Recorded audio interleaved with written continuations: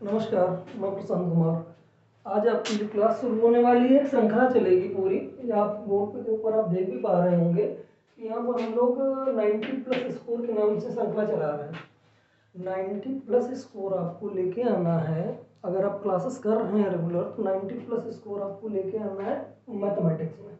ये class 10th है। Class 10th के गणित के लिए हम लोग बात करेंगे और हम शुरुआत करेंगे, चैप्टर वाइज पढ़ाएंगे आपको। जो भी टॉपिक होगा बहुत कम समय में आप शॉर्ट टर्म में आप चीज़ों को सीख पाएंगे। अब देखेंगे यहाँ पर लिखा हुआ है क्लास चैप्टर 13 क्लास 10th के लिए सांख्यिकी। और ये जो मैंने बनाया है ये फ्लो चार्ट के माध्यम से बेटा आप पढ़ेंगे।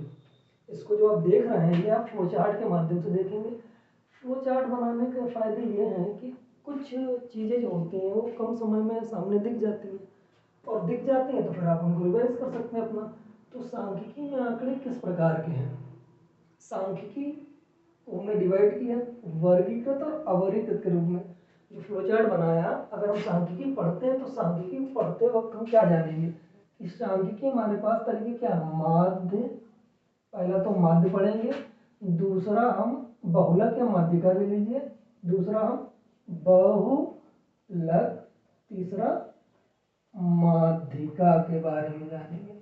तो ये हो गया माध्य, माध्यिका, बहुलक के बारे में, ये हम जान के रखेंगे अपनी बातें। तो क्या करने वाले हम लोग, हमने सामने आपको जो चार्ट बनाया है, इस चार्ट में कुछ चीज़ें पूरी हुई हैं, कुछ चीज़ें छूटी हुई हैं। तो छोटी चीज़ों को आपको एक साथ बता देंगे।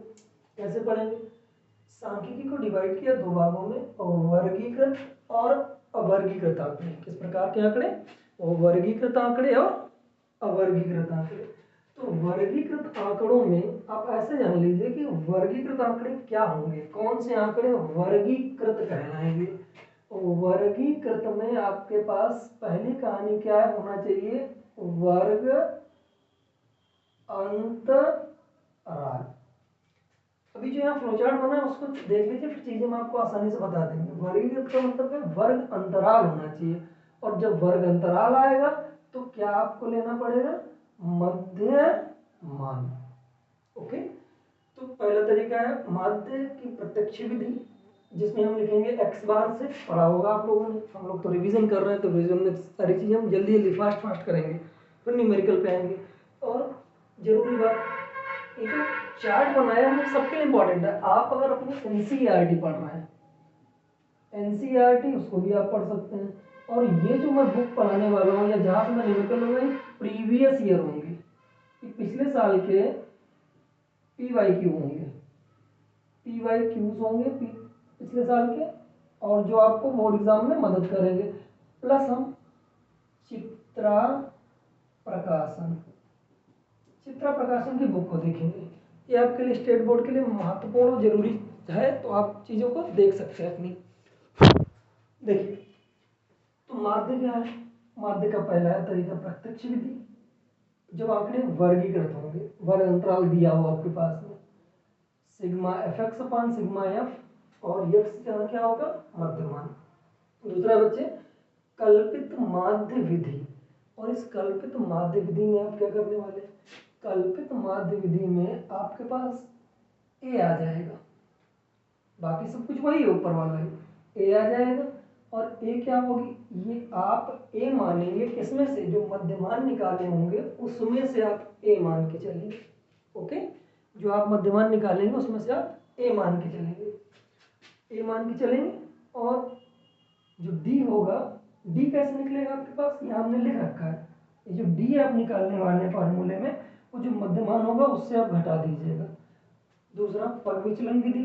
पग विचलन में a प्लस h क्या होगा? जो आपके पास d होगा उस d में से जो कॉमन होगा, जो जैसे हम किसी चीज से भाग करें तो सब में भाग लग जाए, ऐसा पद जो कॉमन हो, तो विचलन d में से उभयनिष्ठ टर्म होगा। ओके, तो ये पग विचलन विधि हो जाएगी। सवाल में बोर्ड एग्जाम में पूछता है कि प्रत्यक्ष विधि से सॉल्व कीजिए। कभी कभी कह देता है आपको आंकड़े सारणीबद्ध हैं, आंकड़े वर्गीकृत हैं, तो इस टाइप से आप चीज़ों को जानेंगे, समझेंगे तो जान जाएंगे। देखिए, फिर आपके पास इधर बहुलक। बहुलक में क्या करने वाले हैं? बहुलक में आपके पास formula L plus F1 minus F0 2F1 minus F0 minus F2 into H। F1 क्या है आपको यहाँ मैंने लिख के दिया हुआ है, आप जान सकते हैं। F1 क्या है आपके पास में, F1 है बहुलक वर्ग की बारंबारता। ओके, F1 आपके पास क्या है, बहुलक वर्ग की बारंबारता। F0 क्या है, F1 के ठीक पीछे की बारंबारता। F2 क्या है, F1 के ठीक आगे की बारंबारता। ये चाहे वर्ग, यही जब माध्यिका में बात आएगी तो माध्यिका में माध्यक वर्ग की बारंबारता हम लिखेंगे वहां पे। ओके, और ये आपका एक अगला फॉर्मूला, माध्यिका L n/2 CF अपान F इंटू एच। CF क्या है, CF आपके पास है कम्युलेटिव फ्रीक्वेंसी, संचयी बारंबारता। n क्या है, n जितने नंबर्स हैं आपके पास, जो टोटल नंबर दिए होंगे सवाल में वो आपका n हो जाएगा। ओके, हो सकता है चेहरे पर थोड़ी सी विजिबिलिटी कम हो, करेंगे मैनेज, देखेंगे फिर कैसे बनाना है इसे। आज क्लास देख लीजिए फिर बात करो इस पर। देखिए बहुलक, अगर एक आपकी बात की संबंध क्या है, प्रश्न एक परीक्षा में दिए तो कंपटीशन के लिए भी इंपॉर्टेंट है। आपसे अगर पूछता है संबंध, इनमें संबंध क्या है, तो बहुलक बराबर 3 गुणे माध्यिका माइनस 2 गुणे माध्यक, ये याद कर लीजिए। मैंने इन चीज़ों को बना दिया, इनको लिखने में पहले से मैंने लिख के रखा हुआ है, चीज़ें बनाने में लिखने में फिर समय खराब होगा आपका, और आपको करना है रिवीजन, तो अब चीज़ें जल्दी जल्दी कर लीजिए। ऐसे जब अवर्गीकृत की बात होगी बेटा, अवर्गीकृत में 2 तरीके हैं, एक तो सारणीबद्ध ना हो, एक में सारणीबद्ध हो। तो जो सारणीबद्ध नहीं होंगे उनमें बारंबारता एफ नहीं दिया होगा। क्या नहीं दिया होगा, एफ नहीं दिया होगा। सभी पद जोड़ देना, कितने पद है भाग कर देना, और जब सारणीबद्ध होंगे तो उसमें यफ दिया होगा, मतलब बारंबारता दी होगी, वर्ग अंतराल नहीं होगा। जब सारणीबद्ध की और जब वर्ग अंतराल की बात करेगा तो आपके पास आंकड़े कैसे हो जाएंगे, वर्गीकृत। दूसरा बहुलक, बहुलक क्या है, उस पद का मान जो अधिकतम बार आया। ऐसे जब बात करेंगे अवर्गीकृत की तब की बात हो रही है, और जब वर्गीकृत की बात करेंगे तो फिर आपको इस फार्मूले की जरूरत पड़ेगी। यहाँ माध्यिका क्या है, माध्यिका में 2 तरीके हैं, 2 तरीके से आप निकालेंगे। पहला, पदों की संख्या देखिए सम है या फिर पदों की संख्या विषम है।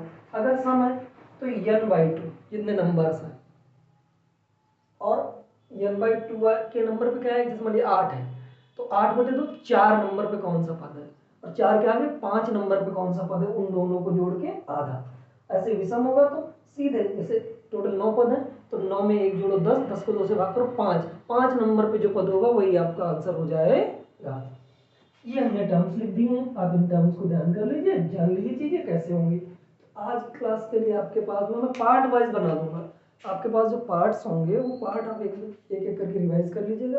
और पार्ट्स को ध्यान में ये रखना है कि आपको बहुत शॉर्ट टर्म में पढ़नी है चीज़ें, आपको बहुत शॉर्ट टर्म में चीज़ें पढ़नी है और रिवाइज करते हुए चलना है।